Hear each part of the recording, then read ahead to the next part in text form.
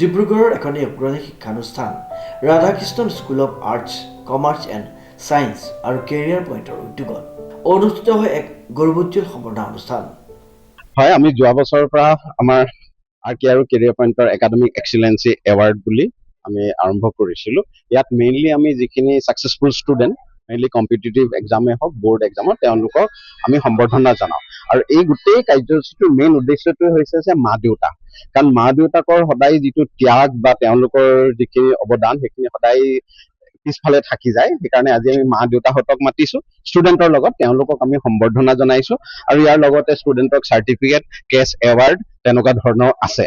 আৰু আজি যিটো আমাৰ ছেকেণ্ড ফেজ হয়, ফাৰ্ষ্ট ফেজত আমি ক্লাছ 10ৰ খিনিক মাতিছিলোঁ, এতিয়া ছেকেণ্ড ফেজত আমি এইটো মেইনলি জেডাবলি যিখিনি NIT গৈছে বা IIT গৈছে আৰু আইজাৰ আৰু যিকেইটা মেট্ৰিক হাই ছেকেণ্ডেৰীত ষ্টেট ৰেংক পাইছিলে, আগতে যিটো ষ্টেণ্ড কৰা বুলি কয়, আমাৰ ছজন আছিলে, তেওঁলোকক মেইনলি মতা হৈছিলে। আৰু খুব ভাল লাগিলে, কাৰণ বেলেগ বেলেগ NITত লাহে লাহে ষ্টুডেণ্টছ বিলাক গৈছে, IITত অলৰেডি হোষ্টেলত সোমাইছেগে। 11জন IIT আমাৰ এইবছৰ পাইছিলে, কিন্তু কিছুমানে ছাবজেক্টৰ কাৰণে কিছুমানে NITও গৈছে। তেনেকে NITও আমাৰ বহুত কেইজন গৈছে। ষ্টুডেণ্ট 4জনে অলৰেডি IITত আমাৰ লৈছে, IIT মুম্বাই, IIT গুৱাহাটী আৰু IIT খড়গপুৰ। চ' তেনেকুৱা CWটো আমাৰ ফাৰ্ষ্ট ৰেংক আছিলে এইবছৰ, সমীৰণ হাজৰিকা, আৰু তেওঁ IIT খড়গপুৰত অলৰেডি লৈছে কম্পিউটাৰ ছায়েন্সত। তেনেকে বহুতখিনি ষ্টুডেণ্ট আছিলে, যথেষ্ট ভাল লাগিলে। সকলো পেৰেণ্টছ আহিছে আৰু তেওঁলোকক আমি সম্বৰ্ধনা জনাইছোঁ, আৰু সেইটোৱে মেইন উদ্দেশ্য আমাৰ একাডেমিক।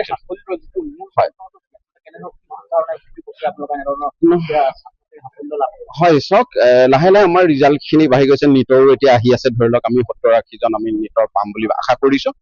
মেইন হৈছে চাওক, এই জেনেৰেশ্যন যিটো আপোনালোকে জানে এডলচেণ্ট এজ হয়, যিটো জীৱনৰ কাৰণে আটাইতকৈ কেৰিয়াৰ কাৰণে ইম্পৰ্টেণ্ট সময় হয়। আৰু এই সময়টো আপোনালোকে জানে যে ল'ৰা ছোৱালীবিলাক বা এডলচেণ্ট যিটো কয় চঞ্চল এটা বয়স, এই সময়খিনিক তেওঁলোকৰ এনাৰ্জিটো আমি একচুৱেলি পজিটিভ ডাইৰেকশ্যনত আমি ৰাখিব পাৰিব লাগিব।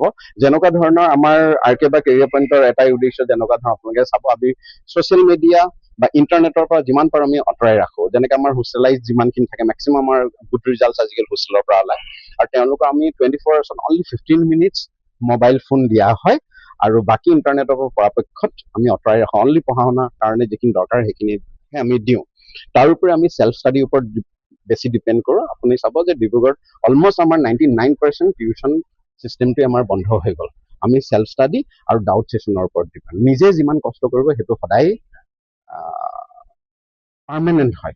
গতিকে আমি ছেল্ফ ষ্টাডিৰ ওপৰত, থ'ৰ ষ্টাডিৰ ওপৰত বেছি ইম্পৰ্টেণ্ট সেইটোৱে বুলিব পাৰোঁ। আমাৰ যিটো চবৰে এটা মেথডলজি থাকে না, আমাৰ মেথডলজি। সদ্য ঘোষিত উচ্চতৰ মাধ্যমিক পৰীক্ষাৰ লগতে বিভিন্ন প্ৰতিযোগিতামূলক পৰীক্ষাত উজ্জ্বল সাফল্য অৰ্জন কৰা কৃতি ছাত্ৰ ছাত্ৰীসকলক ৰাজহুৱাভাৱে সম্বৰ্ধনা জ্ঞাপন কৰাৰ উপৰিও তেওঁলোকৰ সফলতাৰ আঁৰত থকা পিতৃ মাতৃসকলকো বিশেষভাৱে সন্মান জ্ঞাপন কৰা হয়।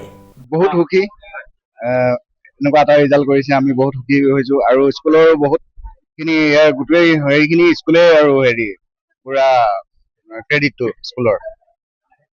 আমি আমাৰ ফালৰ পৰা যিখিনি কৰিব লাগে কৰিছোঁ, বাকী চব স্কুলৰে ক্ৰেডিট হয় বুলি ক'ব পাৰি। আমাক ছাৰে প্ৰথম দিনাখন আমি যেতিয়া আহিছিলোঁ, যেতিয়া পেৰেণ্টছ মিটিং দিয়ে ছাৰহেঁতি ফাৰ্ষ্ট ষ্টাৰ্টিঙতে, তেতিয়াই কৈছিলে আমাক 60%ৰ পৰা 70% আমাক ল'ৰা এৰি দিয়ক, আমি কৰি দিম বুলি। আমিতো 100% এৰি দিছিলোঁ সেনেকুৱাকে।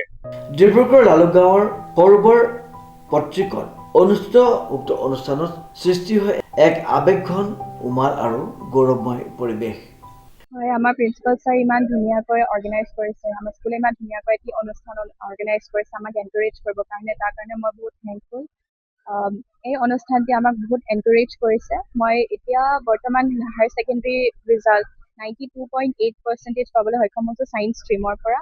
আৰু বাকী ক'বলৈ গ'লে ফিউচাৰ এডমিশ্যনৰ ক্ষেত্ৰত মই নিটৰ এক্সাম দিছোঁ আৰু বহুখিনি কম্পিটিটিভ এক্সামো দিছোঁ, আৰু তাৰ একচুৱেল ৰিজাল্টছখিনি পাব্লিছ হৈছে আৰু ভালে হৈছে ৰেংকটো। কিন্তু যিহেতু কমপ্লিটলি কাউন্সেলিং প্ৰচেছখিনি ষ্টাৰ্ট নাই হোৱা বা অনগয়িং হৈ আছে, সেইকাৰণে প্ৰকৃততে ক'বলৈ অলপ দিগদাৰ হ'ব। যিহেতু জেনেৰেল কাষ্টৰ কম্পিটিশ্যনটো বেছি থাকে, সেইকাৰণে ফাৰ্মলি ইমানকৈ ক'ব পৰা নাই। ফাইনেল ৰিজাল্টৰ কাৰণে ৱেইট কৰি আছোঁ। কৃতি শিক্ষাৰ্থীসকলৰ সাফল্যৰ স্বীকৃতিৰ স্বৰূপে অভিভাৱকসকলৰ ত্যাগ, অধ্যাৱসায় আৰু অনুপ্ৰেৰণাকো এই মঞ্চত যথোচিত মৰ্যাদা প্ৰদান কৰা হয়। সমগ্ৰ অনুষ্ঠানটোৱে শিক্ষাৰ উৎকৰ্ষ, অধ্যাৱসায় আৰু সফলতাৰ এক অনুপ্ৰেৰণাদায়ক বাৰ্তা সমাজলৈ কঢ়িয়াই নিছে। ভাল লাগিছে, এটা সপোন আছিলে সৰুৰ পৰাই যে IIT যে আই টি ইঞ্জিনিয়াৰিং কৰা এইটো ভাল লাগিছে ডিব্ৰুগড়ৰ পৰা আইনুল আহমেদৰ ৰিপৰ্ট নিউজ নাও।